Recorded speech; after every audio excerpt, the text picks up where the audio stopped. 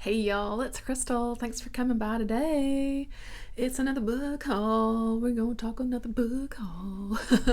The majority of this is going to be from my library book sale, which just happened, and I bought a big bag of books. I sure did. Whatever. I like my library has, what they call the big book sale, 3 or 4 times a year, maybe once a quarter. And yeah, it's a big deal. They've got tables and tables and tables and boxes of books.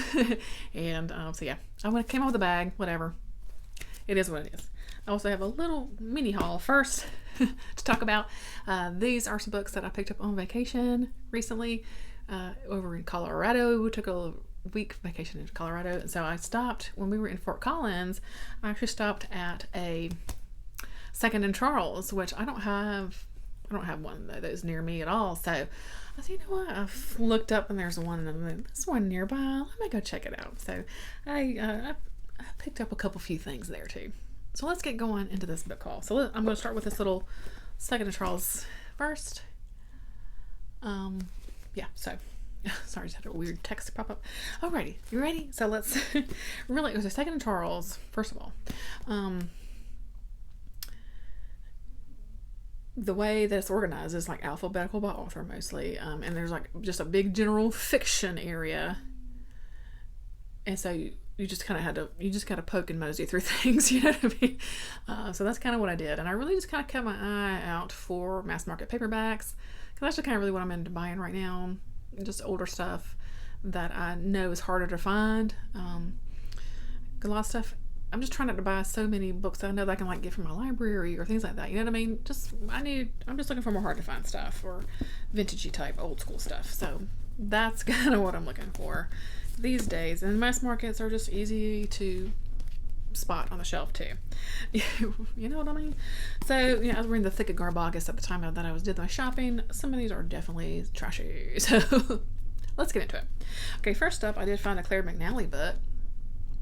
And all of these were like really inexpensive. I think the most I paid for something was like maybe $2.75. I mean, yeah, pretty good deals too. So Claire McNally, this is Cries of the Children. This one sounds really fun. These children will melt your heart and freeze it. Let's read the back. What the hell? Little Julie states.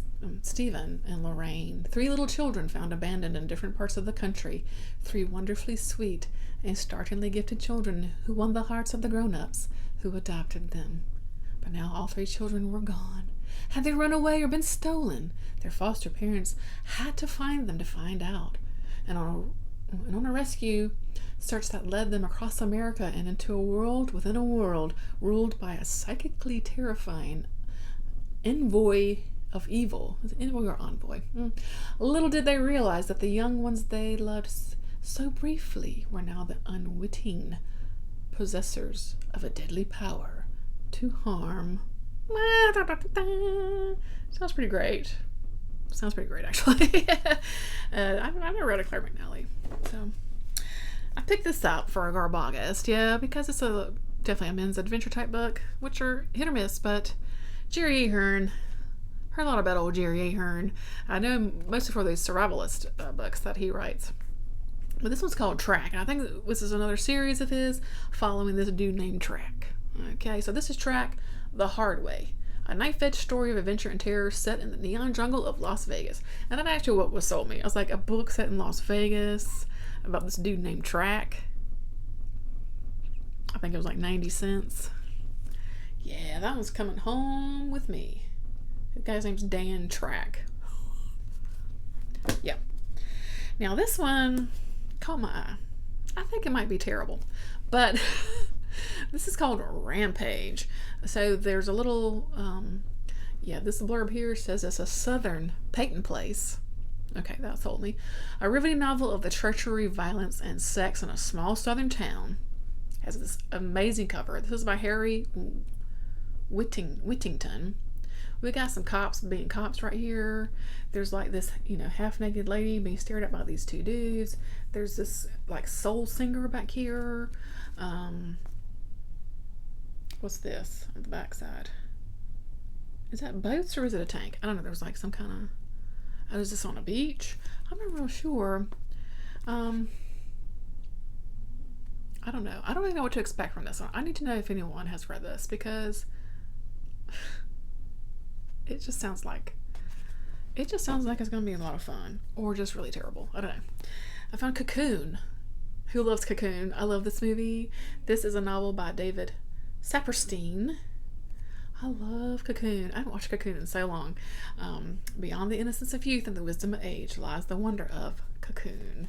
We're really excited about this. I don't know if it's officially a novelization. Let's see. I'm guessing it is. Yeah, I guess so, because right here at the beginning it's got 20th Century Fox presents a Ron Howard film, Cocoon, starring Don Amici, Wilford Brimley, Hume Cronin, Brian Dennehy, Jack Gilford, Steve Guttenberg, the Goots, Maureen Stapleton, Jessica Tandy. How we love Jessica Tandy. Yeah, so Cocoon. Yeah. I was excited to find this. This is Dusk by Ron D. I've heard this, the per Goodreads though, is pretty terrible, but I picked it up anyway, because it's a Dell Abyss book. I don't run across these hardly any. This is that horror line from Dell that came out in like the 90s. The cover is like flipping amazing. I believe this is a vampire book, but I heard it's actually not so great. I don't know. I just picked it up. You know what I'm saying? Oops, excuse me. I found this, The Dark Chamber by Leonard Klein. Pretty gnarly cover there.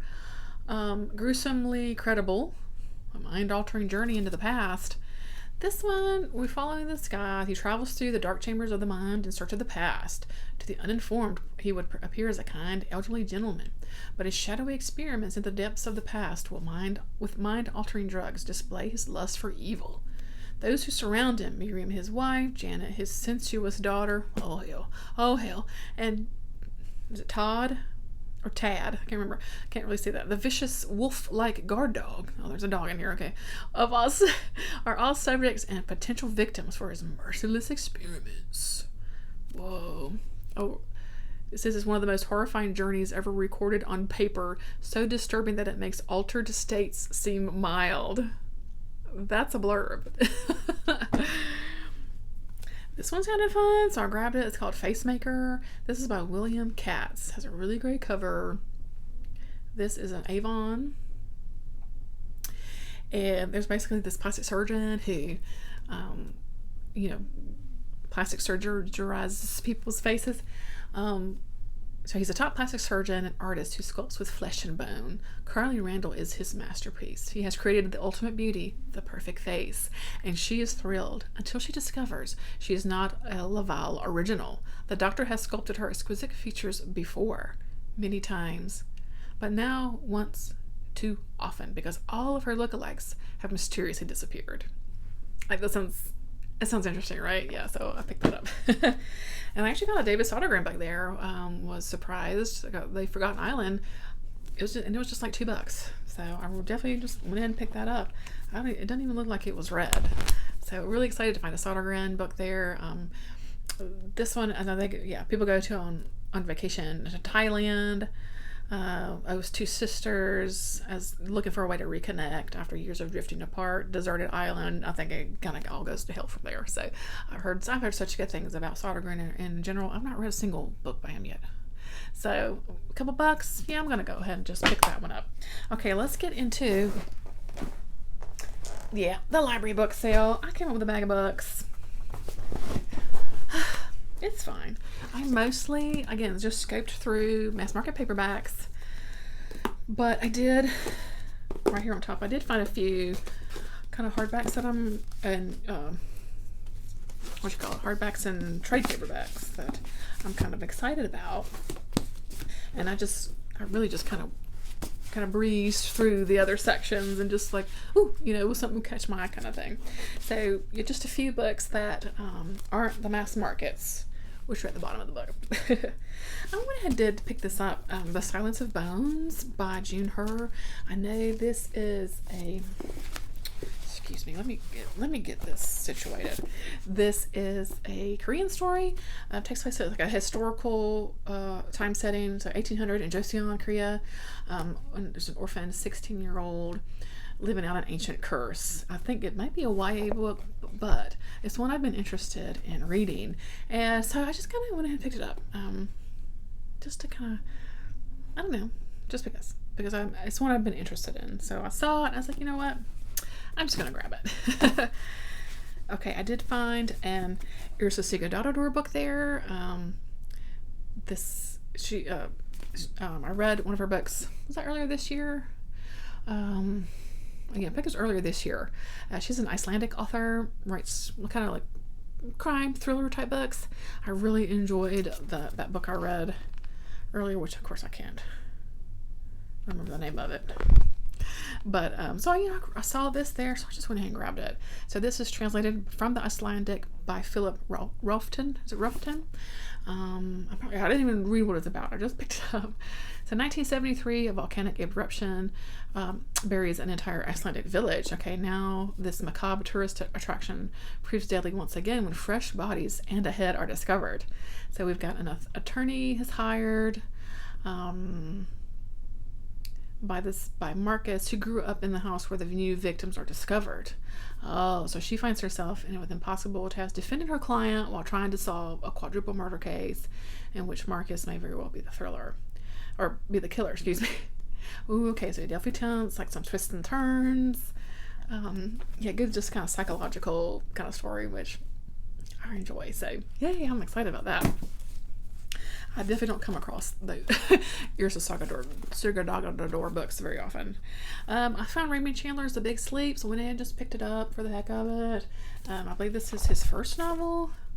I've not read anything by Raymond Chandler, so I just kind of, like I said, went ahead and picked it up. It was a really nice copy. Again, I'm not even sure it has ever been read, or maybe it's just been read once. So, first novel, yet published 1939, introduces us to Philip Marlowe, a 38-year-old private detective moving through the seamy side of Los Angeles in the 1930s. So the case involved a paralyzed California millionaire, 2 psychotic daughters, blackmail, and murder. So it sounds like an earlier kind of gritty crime novel. I'm excited to have that. Okay, this one I picked up, even though the dust jacket is kind of beat up, but an Alfred Hitchcock book. Alfred Hitchcock Prevents, my favorites in suspense. I went ahead and, like I said, just went ahead and picked it up. It has got stories in here, like it's got Daphne du Maurier's The Birds in here. I've read that story already, but it's nice just to kind of have it really quick to get to. Some Donald Honing, Anthony Boucher.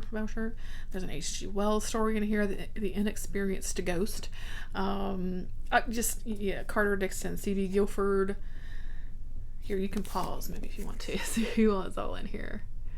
But it's just a definitely old, just the book itself is in decent, like I said, is in decent shape. This, I don't know how much longer this dust jacket's gonna hold on, but it's seen better days, you know what I mean? So this came out 1959. So I went ahead and grabbed that. Even though I don't buy tons of hardbacks really much anymore, but yeah, the spine's really cool too, like these keys. So yeah, that was a really fun find. So definitely just went ahead and picked that up. I did find a Dennis Cooper book there, surprisingly. This is called Try. I'm just gonna see what year this was.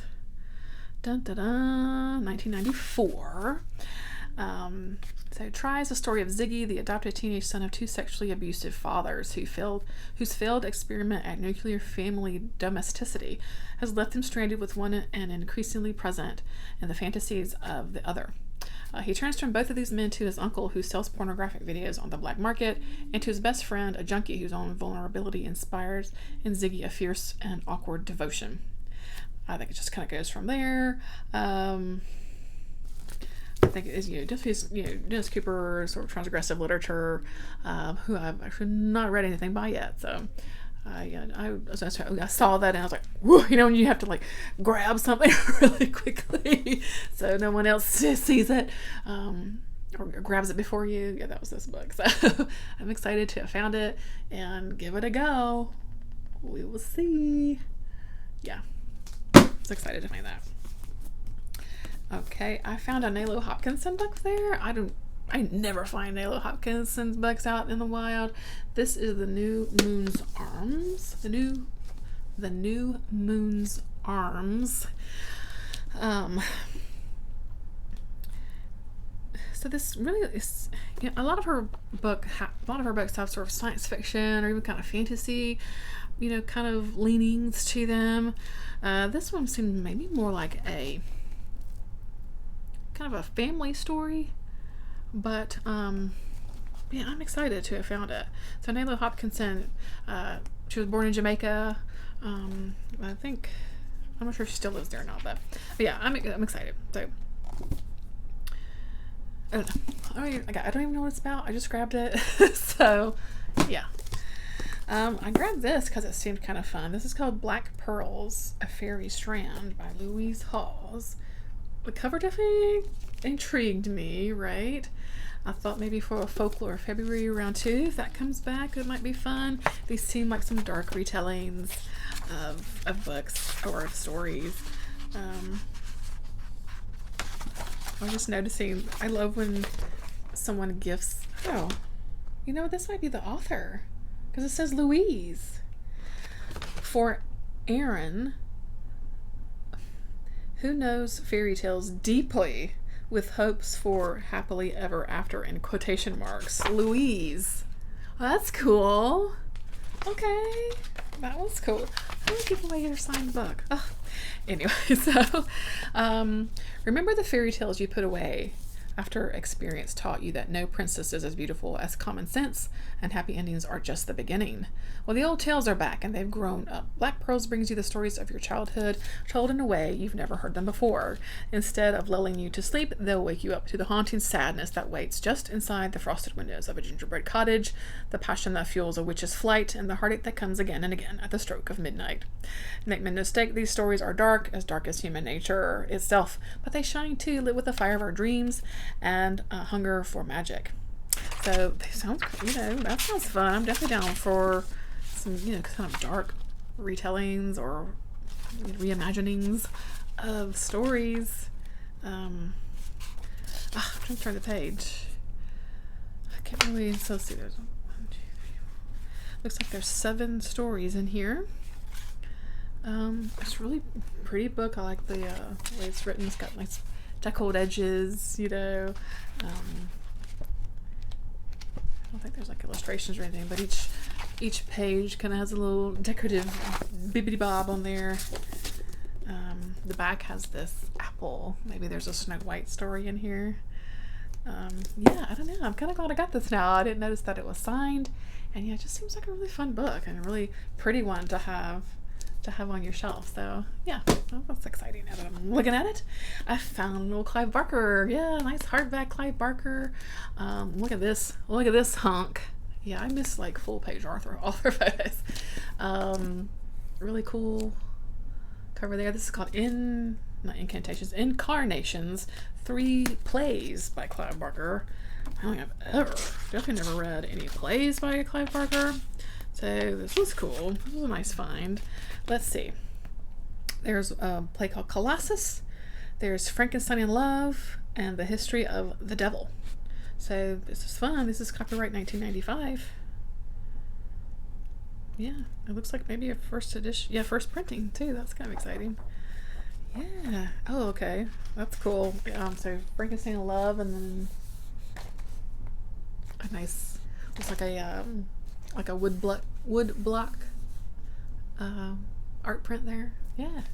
Let's see what's some of the other ones. So let me know if you have read these. I would be interested to know. There is a bookmark from the Book Warehouse of Georgia inside of it. That's kind of fun. So here is Colossus. That's cool. Should I look at the other one? Let's look at all of them.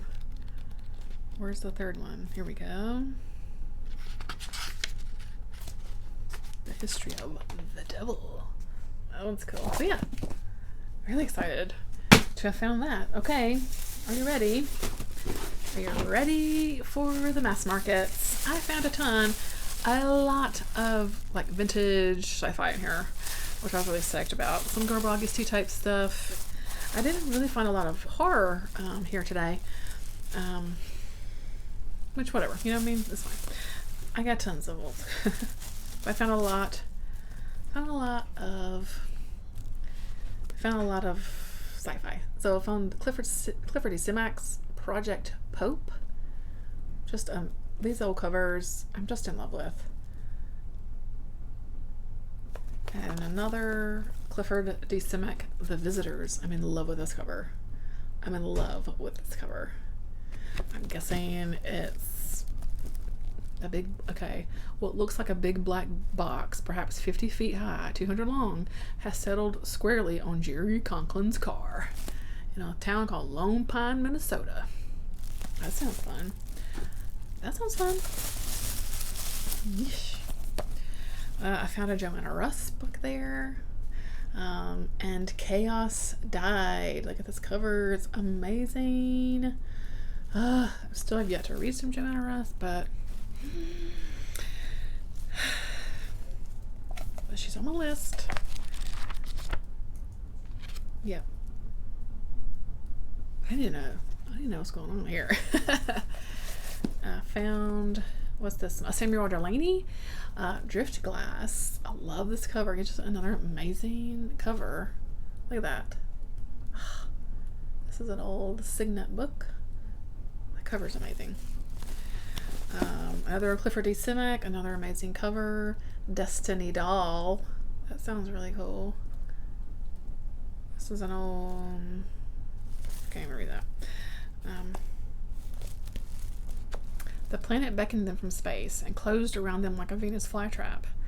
Assailed by strange perils and ever stranger temptations, the little group stumbled toward its destiny. Before them was a legend made flesh. Around them were creatures of myth and mystery. Close behind them stalked Nemesis, the doll. The little wooden painted doll was to be their salvation or their damnation, for each might choose and find his own nirvana. Okay, that sounds amazing. That sounds amazing. Okay. Hey, it's another Clifford D. Simak book. Yeah. The Werewolf Principle. That's a great cover. Some guys found in a space capsule on a distant planet. I don't know. We will see. Okay, I found some vintage smut. Gore Vidal's The City and the Pillar. Devastatingly honest novel of the homosexual underground. On its first publication, it scandalized America, and won praise from critics as discerning as Thomas Mann and Andre Gide. Gore Vidal has substantially rewritten his earlier novel and added a characteristically witty afterword to put the original in a saner perspective. Let's see. This was written in 1972. No. 1948. Wait, hold on. I can't even. Anyway, 1948 maybe. Also, some vintage type smut that looks a hell of a lot of fun. It's called Fear of Flying by Erica Zhang. I don't know what it's about, but the blurb says a sexual frankness that belongs to and hilariously extends the tradition of The Catcher in the Rye and Portney's Complaint. Has class and sass, brightness and bite. A funny, horny first novel will scare any male who believes women don't think like that. A dazzlingly uninhibited novel that exposes a woman's most intimate sexual feelings. Yeah, okay. Had to grab that one as well. 1973. Alright. I picked this up because it's a Playboy book. I don't think I've ever found a Playboy book out in a while, but it's a collection of short stories, 15 stories that are science fiction, and so the collection is called The Fiend. Of course, there's a boob on the front. Frederick Pohl, Charles Beaumont, Hugh Nissenson, Ray Russell, Kurt Vonnegut, Robert Bloch, Arthur C. Clarke. It's just a collection of stories. There are probably stories maybe published elsewhere too, but I just picked it up. This one I had to get because there's like, I don't know, some crazy like wolves on the cover. This is Ted White's Phoenix Prime. The Gift of Superpower, and it has these really cool purple pages. Yeah. The gift of superpower was a temptation too great to resist, but when Earthman, he's called Earthman, Maxwell Quest, amazing name, accepted, he found that the very definite strings were attached. He found himself suddenly translated to another world, Kanar. Is it called Kanar? I don't know. Where others ruled with powers that no man could stand against, not even a Superman. So it's the first novel that rocketed Ted White to their pinnacle science fiction popularity. Blah, blah, blah, blah. So this is like a re-release version. I'm guessing, I don't know if the sort of tales of the saga of Kanar is like a series of books. I don't know much about it. This one I picked up because it's circus themed. So this was first published in 1935, The Circus of Dr Allow. So it is also creature themed. So the irreverent, licentious, insolent, and amusing. A circus of legendary creatures like satyrs, werewolves, mermaids, sea serpents that is scintillating, intriguing, horrifying, and delightful. Between the line of its imaginative orgies is a profound satirical comment on civilization. I don't know. I don't think about it. Caught my eye. I found a Charles L. Grant. The Dark Cry of the Moon, because this is a really cool werewolf on the cover. So of course, prowling the shadow streets of Oxford Station, it tracks down its prey and closes in for a kill. Howling and grunting, it feeds, sharp claws ripping at flesh, jaws dripping with blood. By day it's human, by night it's cursed, bound by the moon to the insatiable hunger to kill and kill again. Looks fun. I found this one, maybe a couple Robert Silverberg books. Robert Silverberg's The Masks of Time. Like, just an amazing cover. Yeah, just really cool. The year's 1999. The century is about to turn. The civilized world is prosperous but tense with fear about the still existing possibility of a major war. The undeveloped world is beset by hysterical conviction that the world will come to an end with the arrival of the new century. Y2K. Into the explosive situation floats a creature calling himself Vornon 19 and claiming to be a visitor from 1,000 years in the future. The world is ready, indeed ripe for a sign and omen occult, but no one realizes exactly what Vornon 19 is. Yeah, it's just an author I've been wanting to check out. Went ahead and picked it up. Hey, it's another Clifford Easton Knight book. Special Deliverance. These whole covers are just so cool. Yep, excited for that. This one I thought would be cool. It's a cyberpunk anthology. It's called Mirror Shades, the cyberpunk anthology, edited by Bruce Sterling. So it's got like Greg Bear, Pat Cadigan, William Gibson. Yeah, classics of cyberpunk. It's a really cool cover. Yeah, it looks fun. This is the SF of the 80s, thriving after the fall of the pulp age monoliths, if not yet the victor of the literary field of battle. Yeah, that sounds just like a lot of fun to me. I did find a J.G. Ballard book, Vermilion Sands. Fantasy playground of the future, Latter-day Palm Springs. It is populated by forgotten movie queens and dilettantes dreaming up malicious games to relieve the boredom of a technocratic society. Only in such a phantasmagorical setting could poets be ravished by the temperamental Aurora Day. Only here could plants sing arias and clouds be fashioned according to the aesthetic whims of drugged beachcombers. But life in this strange colony is also fraught with danger. The danger of ideas that turn into perverse pleasures. Yeah, he's again just an author I've been wanting to read. Oh yeah, I found another Charles L. Grant book. I found two books. The Soft Whisper of the Dead by Charles L. Grant. So it looks like it's also set at Book-a-Lanch.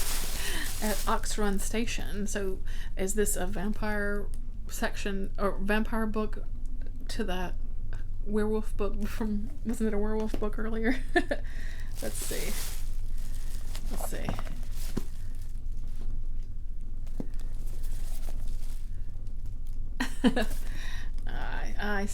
I see. Okay. I found E. Pluribus Unicorn. Strange Fantastic Worlds by the Master of Invention. This is by Theodore Sturgeon. Definitely pulled in by this cover. This whatever alien lizard person riding a unicorn with a flaming torch. Yeah.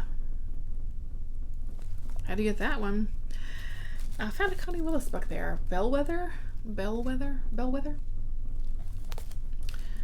And the blur or the synopsis kind of pulled me in. So Sandra Foster studies fads, from Barbie dolls to the grunge look, how they start and what they mean. Bennett O'Reilly is a chaos theorist studying monkey group behavior.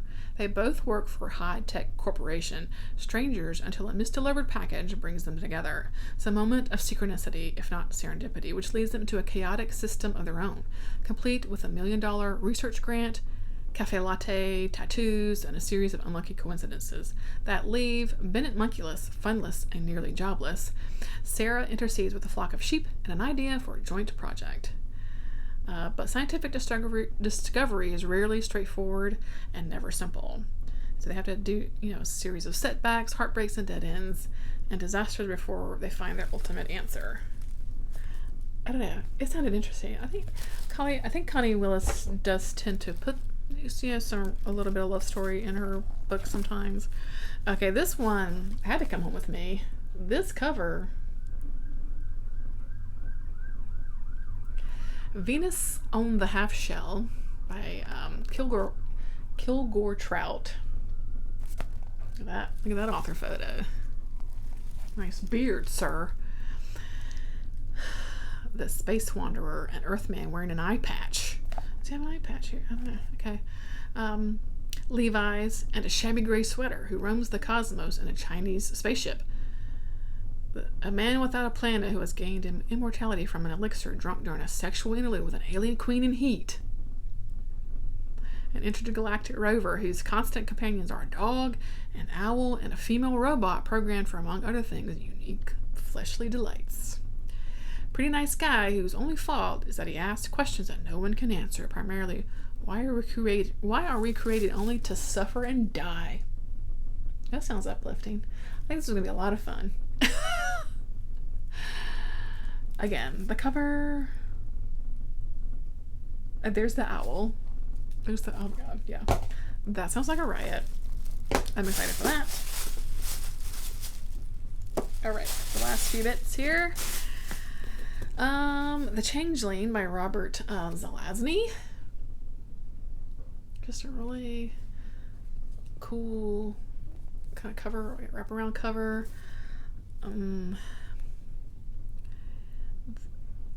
This looks like a sci-fi with some fantasy bits. Whoa, it's got, whoa, okay. It's got like a lot of illustrations. That's cool. Okay. That's cool. I found this, you guys. Look at this old copy of Mind in My Mind by Octavia Butler. I grabbed it. I grabbed the hell out of this.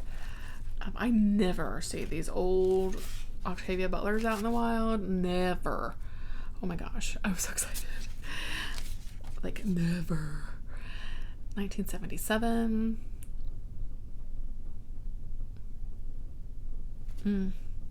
This is the series I still need to read by Octavia Butler. I'm just kind of procrastinating because I think it's the last thing I need to. No, I still need to read the vampire one too, but then the Patternist series is one I need to read too. But I picked it up. Do I have a newer version of this? Yes, but this amazing. Look at the gold. I never see old Octavia Butler in the wild. I picked it up. You know I did. Oh my god, I'm so excited. I found James Tiptree Jr., oh my god, tongue-tied, called The Starry Rift. That's exciting. I don't know if I've got any Tiptree Jr. on my shelf. So I'm really excited for that. I found My Name is Legion by Robert Zalesny. Really fun cover on that one. Looks like a robot. I'm not kind of thinking, do I have this one already? I don't know. I found another Clive Barker, In the Flesh. Really kind of fun cover. In the Flesh. It's a collection of stories. Looks like it's a collection of stories. I'm guessing, yeah. Well, it's like there's four in here. In the Flesh, The Forbidden, The Madonna, and Babel's Children. In the depths of an abandoned steam bath, strangely beautiful women seduce two businessmen into a ritual of macabre sexuality. In a Greek asylum, wise men race frogs to decide the fate of the world. A petty convict's cellmate reveals to him the gruesome birth of evil, and a young woman's slum research leads her into a hook-handed grip of a Candyman, a vicious supernatural killer. That sounds fun. Stephen King blurb, he's better than I am now. Yeah. And an Alan E. Foster, Voyage to the City of the Dead. Like some nude people on the cover. I'm not sure what's going on here. I have a lot of Alan D. Foster science fiction books, and you guessed it, I ain't read none of them. I keep picking them up because they just have really cool covers. Alright, that's it. Yeah, I really hit, like I said, kind of pay dirt with the eviction, with the kind of old sci-fi. I'm really excited about my finds, and I need to actually start reading these books. Alright, let me know. Do you go to your library sales? Do you find good deals? Yeah, I love my library sales. So, alright guys, thanks for watching, and we'll catch you in the next one. Bye.